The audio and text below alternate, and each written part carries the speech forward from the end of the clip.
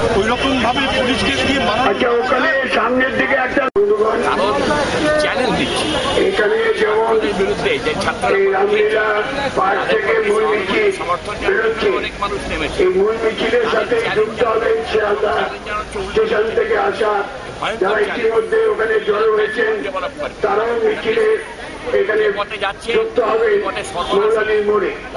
আমি আপনাদের মোকাবিলায় আমরা রাস্তায় আছি। চিটফান্ড কেলেঙ্কারির বিরুদ্ধে যাদবপুর নিয়ে যে ঘটনা, যাদবপুর বিশ্ববিদ্যালয়ে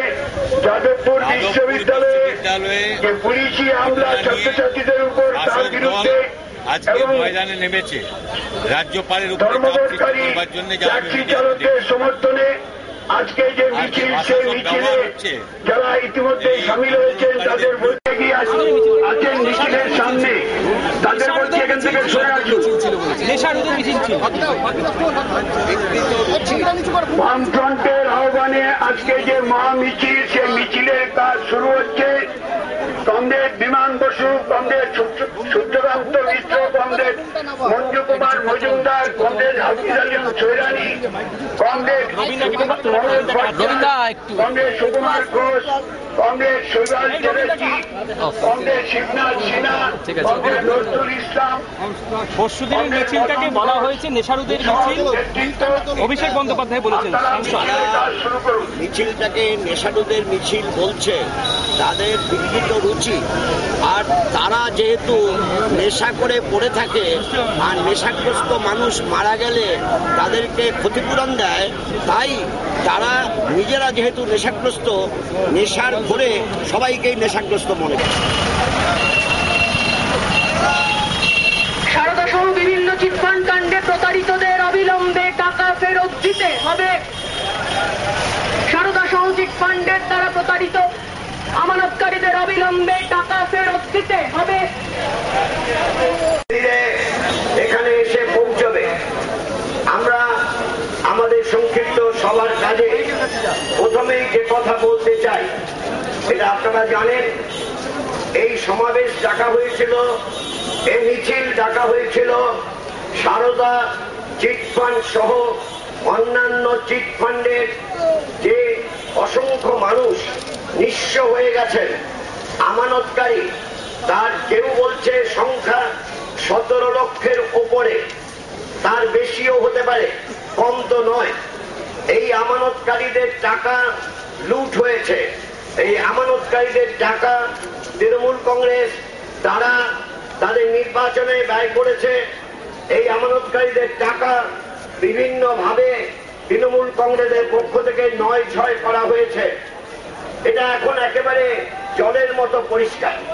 তাই আমাদের এই সমাবেশ এবং মিছিল ছিল আমানতকারীদের স্বার্থে, তাদের সব টাকা ফেরত দিতে হবে এবং চিটফান্ডগুলির যেসব সম্পত্তি আছে সেই সম্পত্তি শনাক্ত করে তার সরকারের পক্ষ থেকে তা বিক্রি করতে হবে।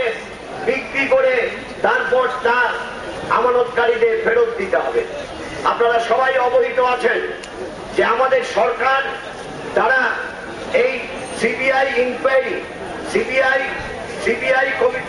ইনকোয়ারির ব্যাপার যখন দাবি হিসাবে উঠে আসে তখন তারা আপত্তি করেছিল।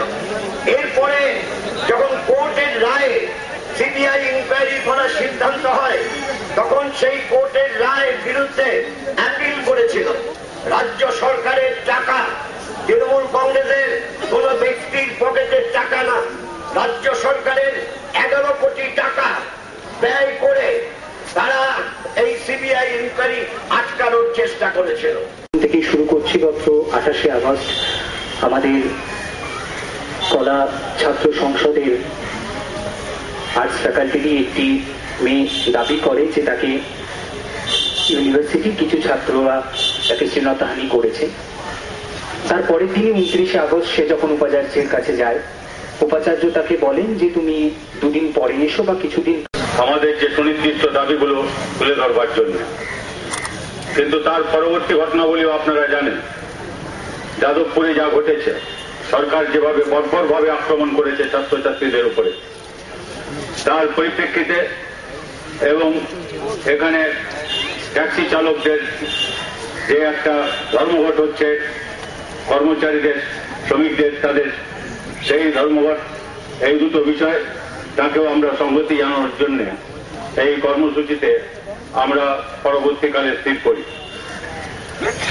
আমি আপনাদের প্রথম যেটা বলতে চাই যে এই যে তথাকথিত চিট ফান্ড কেলেঙ্কারি, এই কেলেঙ্কারি এটা নিয়ে আমাদের একটা সুনির্দিষ্ট দাবি। সে দাবি হচ্ছে, মূল দাবি হচ্ছে এটাই যে আমানতকারীদের যে টাকা লুট হয়েছে এবং তার সঙ্গে ছোটখাটো এজেন্ট যাদের ঘর ছাড়া হতে হয়েছে তাদের নিরাপত্তা দিতে হবে, তাদের টাকা ফেরত দিতে হবে এবং সেই টাকা যারা টাকা লুট করেছে তাদের সম্পত্তি বিক্রি করে সেই টাকা ফেরত দিতে হবে। আমাদের পকেটের পয়সায় দিলে হবে না। আমরা ট্যাক্স দিয়ে যারা লুট করবেন আপনি, ওখানে যারা বসে আছেন, আর টাকা দেব আমি ক্ষতিপূরণ আপনারা আমরা দেব, তা হবে